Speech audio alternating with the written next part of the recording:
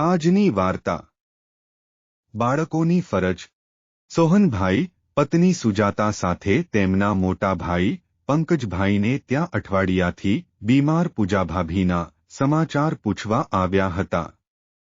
2 દિવસમાં તેમને અહેસાસ થવા લાગ્યો કે તેમનો ભત્રીજો પુષ્કર અને તેની પત્ની પુષ્પા ભાઈ અને ભાભીને બરાબર સાચવતા નથી, જ્યારે અમારા બાળકો તો અમારી ખૂબ સેવા કરે છે। તેથી સોહનભાઈએ પુષ્કરને પોતાની સાથે ગાર્ડનમાં લઈ જઈને કહ્યું કે બેટા, તારા પપ્પા મમ્મી એ તારા સુંદર ઉછેર અને તારા અભ્યાસ પાછળ તેમની આખી જિંદગી ખર્ચી નાખી છે, છતાં તું અને વહુ તેમનો સારી રીતે ખ્યાલ રાખતા નથી, તે બરાબર ન કહેવાય।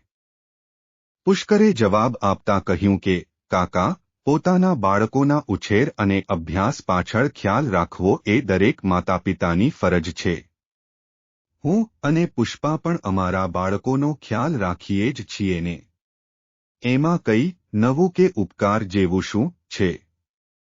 પુષ્કરની વાત સાંભળીને સોહનભાઈને ખ્યાલ આવી ગયો કે પુષ્કરની વાત સાચી છે, કેમ કે તેના મમ્મી પપ્પા તેની કાળજી રાખતા હતા, તે પુષ્કરે જોયું છે।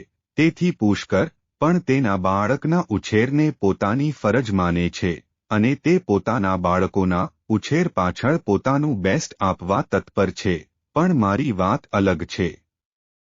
હું બિઝનેસ કરતો હોય, મારા માતા પિતા મારી સાથે જ રહેતા હતા અને મેં અને મારી પત્નીએ તેમની ખૂબ સારી સેવા કરી છે, જે અમારા બાળકોએ પણ જોયું છે।